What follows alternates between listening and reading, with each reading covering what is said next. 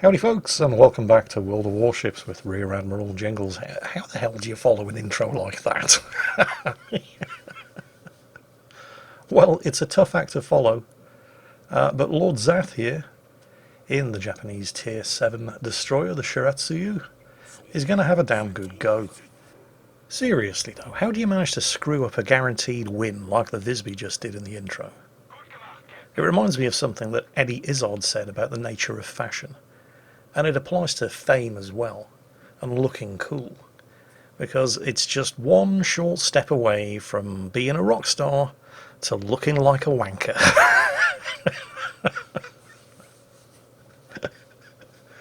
You know, wear one eye patch, looking fairly kind of cool and edgy.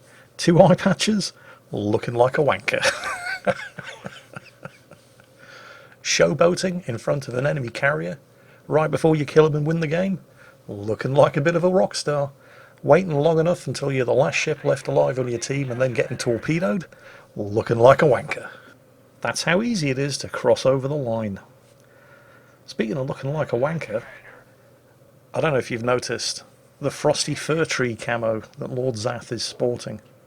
So Wargaming keep rolling this out every Christmas in various different container bundles. And I think at one point I must have had 300 of these camo schemes, and they're not bad camo schemes. The bonuses associated with them are pretty good. Unfortunately, because I had to wash my eyes out with bleach every time I used it, the accumulated costs of buying so much eye bleach were threatening to bankrupt me, so I ended up selling all of the camo patterns. Made a couple of million credits out of it. They're actually quite valuable. But anyway, you know, they're your ships. You paint them up any way you like. I won't judge you much.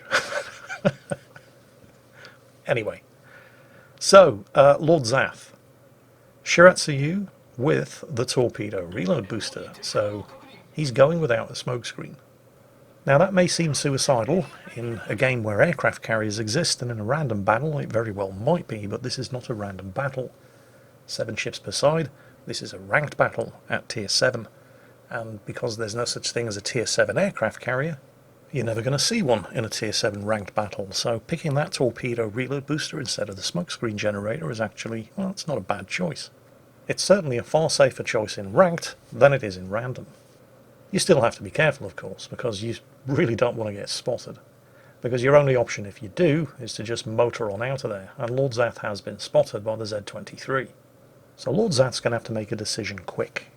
The Z-23 is a very nice juicy target, and you should always try to kill an enemy destroyer where possible, but you have to balance that against the risks that you're going to take by extending the range at which you are going to be spotted if you start to shoot at him. But he calculated that the Z-23, who didn't even have his guns pointing at him, was going to be more concerned about staying alive and backing up into his smoke screen. So he scored some hits, he set a fire, and sure enough, the Z-23 is no longer spotting him. And I'm pretty sure that Lord Zath also took into account the fact that when he made the decision to take those shots at the Z-23, there was nobody else inside the shooting range of his guns, so once he stopped being spotted by the Z-23, nobody else would be able to see him. If anyone else had been within 10 kilometers of him when he took those shots, he would still be spotted, but they weren't, and so he isn't. So that was actually quite a smart move, and he got away with it with no damage. Now, he's used the torpedo reload booster and he's putting some torpedoes into the Z-23 smokescreen, but I'll be very surprised if he actually caught him with any of those torpedoes, because German destroyers like the Z-23 have very, very good hydroacoustic search consumables. So even if the Z-23 had hung around inside the smokescreen, which you can see he hasn't because he doesn't need to, because he's already managed to cap, so there's no reason for him to stick around, the chances of him falling victim to any of those torpedoes would have been slim to none. So that was a well-played opening, both by Lord Zath and by the enemy destroyer over there. I mean, he's lost half of his health. He didn't get out of that scot-free, but he managed to get an early cap for the team. One of 2 caps that the enemy team have taken already, and they're in the process of taking the 3rd. And he survived a close-range encounter with an enemy destroyer right at the beginning of the game, when everybody was most likely to be gunning for him. Unfortunately, as you can tell by looking at the top of the screen, not only are the enemy team about to seize control of the 3rd and final cap, but they've also managed to sink one of Lord Zath's teammates. The friendly Sims, who wasn't paying nearly as much attention to his survival as the Z-23 or Lord Zath, got into a shooting match in the central cap with the enemy Akatsuki while he was in shooting range of, well, pretty much everybody. So Lord Zath is now the team's only surviving destroyer. It's not all bad news, however. I mean, it's not good. They've managed to sink an enemy ship, so the scores are far from even because his team doesn't hold any of the caps. And while Lord Zath is technically the only friendly ship down here, there are a bunch of battleships to the north who are all in shooting range of all of these enemy ships that he's spotting for them. And he can quite comfortably keep sending torpedoes in their general direction and remain unspotted, as long as he doesn't shoot at them and he doesn't stray within 5.8 kilometers. And since he's way faster than any of those guys, that shouldn't be too difficult. And there were his first 2 torpedo hits. Actually, his first 3 torpedo hits, as the Leon manages to ground himself broadside on in front of the torpedoes that he just launched, and scoring a 4th torpedo hit against the Sinop over there, who doesn't appear to be showing any signs of slowing down.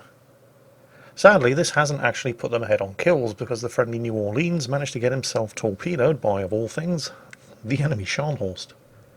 Lord Zath's team are busy yelling that somebody needs to get into a cap circle, and naturally, because he's the only destroyer left alive, they're all looking at him. But Zath can't get into the cap with the Sinop bearing down on him. So it's all well and good yelling that somebody needs to take control of one of the cap circles, but some actual assistance in doing it would be very nice. Admittedly, at least some of his team are trying to help out by firing high explosive at the Sinop, but it's looking increasingly likely like Zath is going to have to take matters into his own hands.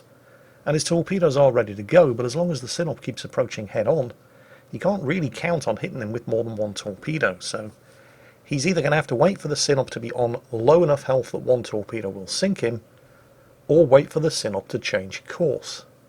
And luckily the Sinop is starting to change course, although possibly too late to make much of a difference, because the friendly Miyoko just managed to get sunk while broadsiding an enemy New Orleans and Scharnhorst. The enemy team are now 1 kill, 3 caps, and 460 points ahead, as Zath's torpedoes enter the water. Lord Zath now close enough to get spotted by the Sinop, but he needs to get into that cap circle, and with the torpedoes closing in, and this is a guaranteed kill, he's only really getting shot at by the Sinop's secondaries, and none of those hit. So, as Zath is motoring on towards that cap circle, and hopefully it's not going to be too late, allow me to draw your attention to a couple of his teammates. 2 in particular. Zath is busy pinging the map at the location of the Colorado and the King George V, inviting them to perhaps get their arses into gear. And the Colorado is getting its arse into gear while sailing backwards. I mean, that's actually some pro MLG next level shit compared to what the Gneisenau up ahead is doing. Really? Yes. Really. What is the Colorado's reverse speed, by the way? Because it can barely manage 20 knots going forward, so yeah, I don't know. Well, Zath's inside the cap circle. Well, the enemy I've just realised it's a Z39, not a Z23. Of course it isn't. This isn't the Tier 8 ranked battle. Although I suspect I've probably realised far too late to prevent a flood of comments pointing out the error. But anyway, he's been spotted, and of course nobody's shooting at him. Zath's about to flip the team's first and only cap, although, well, you know, they're 600 points behind, so it's unlikely to make too much difference. Torpedoes away against the Scharnhorst and has been spotted. And, yep, the Scharnhorst is never going to fall victim for any of those torpedoes. Still, nobody's shooting at... Do we have to do everything here?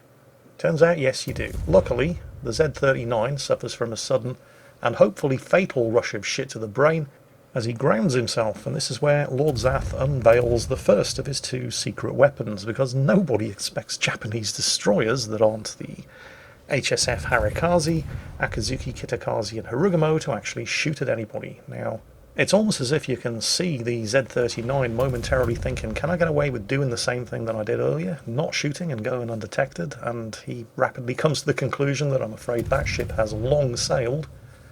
So, yeah, too little too late. He kind of tried to do both, but he was way too slow on the smoke screen. Or perhaps he was waiting for it to come off cooldown. Either way, it didn't work out for him.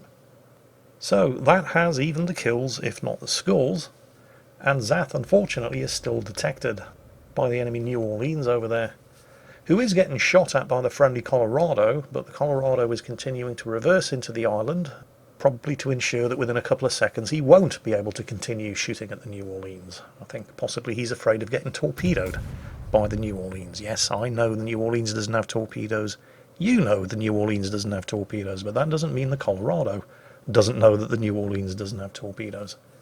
Lord Zath risking a couple of shots there as the New Orleans disappeared into the Z39 smokescreen. Perfectly safe. The New Orleans wasn't going to spot him because he was inside a smokescreen.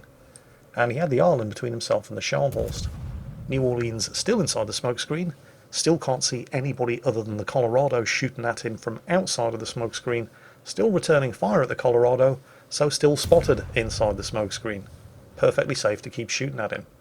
But Lord Zath is spotted by something, and we can see some torpedoes going past the Colorado. The New Orleans hasn't spotted him because he's still inside a smokescreen and can't see out of it. And he hasn't used radar.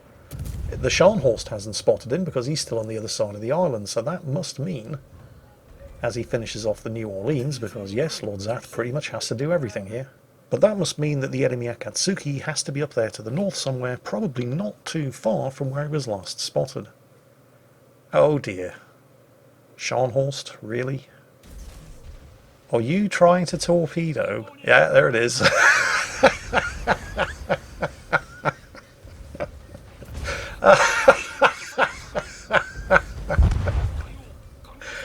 Oh dear, oh dear, oh dear. Well, how predictable was that? Of course, it's at this point where Lord Zath unveils his second secret weapon, because he wasn't advertising it, he didn't have the coloured shell tracers on. But the fact that the second wind skill just activated amidst a shower of fireworks and Lord Zath is now healing, even though he doesn't have a heal, means that Lord Zath actually has legendary commander Isiroko Yamamoto captaining his Shiratsuyu.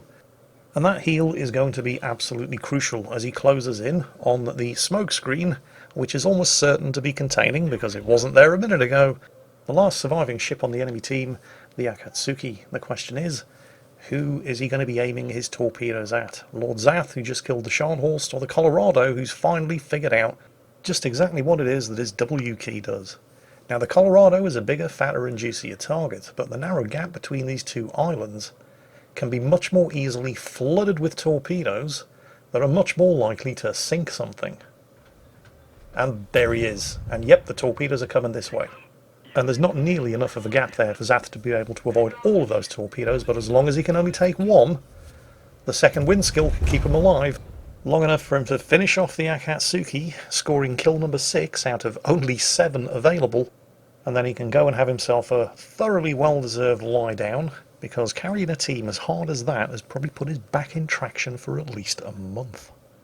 So if you want to see Lord Zath get up to more of this kind of shenanigans, well, you're in luck, because not only does he stream on Twitch, but he also has his own YouTube channel. Links to both down below in the video description. Zath, well done, well played, thanks for sending it in. Everyone else, hope you enjoyed it, because that's it for today. And as always, take care, stay safe, and I'll catch you next time.